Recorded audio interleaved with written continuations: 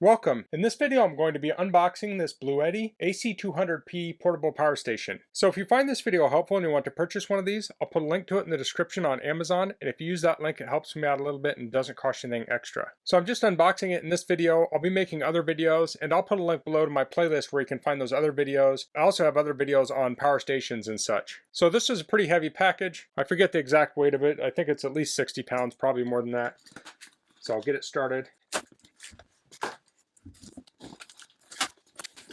So it looks like we have a box in a box.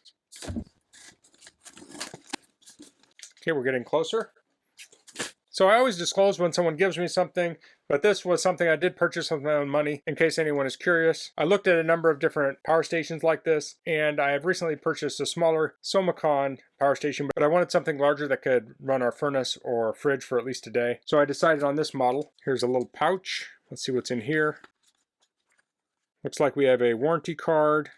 Here's a user manual. It's pretty thin. So we have a packing list. This is what it comes with. We have power station, AC adapter, MC4 solar charging cable. It's MC4 to XT90. Car charging cable, car to XT90. XT90 to aviation plug, user manual, warranty card, certificate. And here's the function introduction. So we'll take a look at this once I get it out. And this talks about starting it up, the interface, and charging. Here's estimated loads. Let's see if I missed anything here. Talks about solar charging. Here's estimated loads. It says smartphone, 25 pieces, 7 to 8 hours, 10 watt hours. LED lamp, 75 to 85 hours, 20 watt hours. 35-inch TV, 20 to 22 hours, 75 watt hours. Electric tool, 19 to 20, 80 watt hours. Fridge, 17 to 19, 90 watt hours. Electric cooker, 8 to 9 hours, 200 watt hours. So I'm not completely sure what that all means there, or how they came up with these numbers, but there are different ways you can calculate that or figure that out. And here are the specs on this. So the rated power output is 2000 watts. The low rated voltage is 100 to 120 volts AC. The high rated voltage is 220 to 240 volts AC. Total harmonic distortion is less than 5%. Efficiency is greater than 88%. It says R load. I'm not sure. I think that would be resistive load is my guess. Overload capacity, 2000 watts. I think this is between 2000 to 2500 for 2 minutes, or over 2500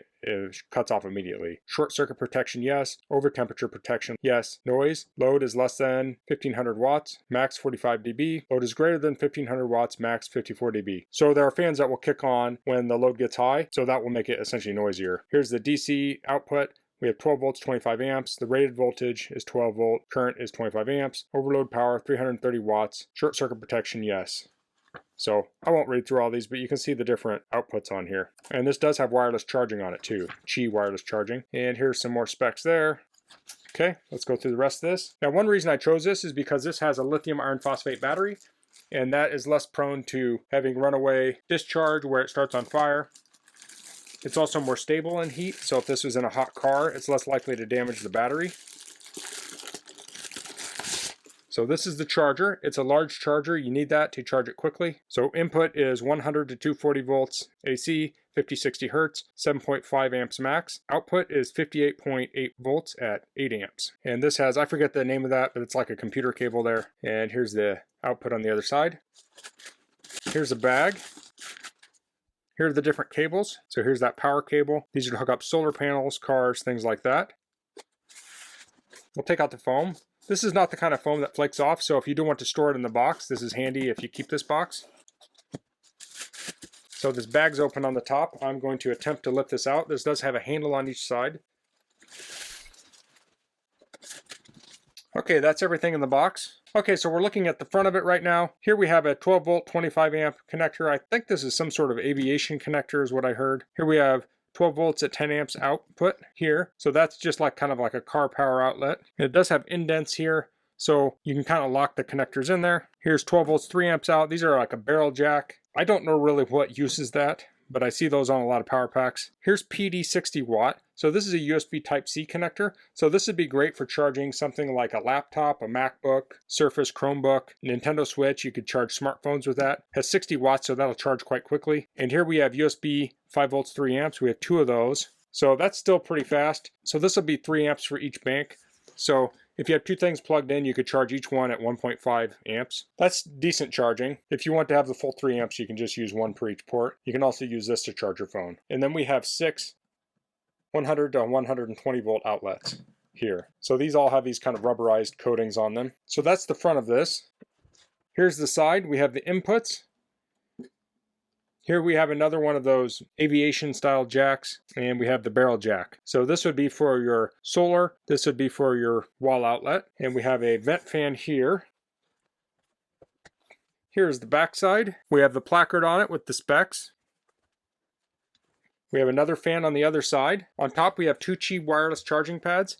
Now wireless charging is going to be less efficient than plugging your phone in. So if you're camping for a weekend and you're only going to use half the capacity of this battery, then sure, you might as well use these. If this is your sole source of electricity and you're trying to squeeze every single bit of energy out of this, you'd be better off plugging in to charge your phone. Let's see if we can take a quick peek at the bottom. So we have 4 feet like this on the 4 sides. They're rubber, and this is probably the last time I'll ever tip it over like this.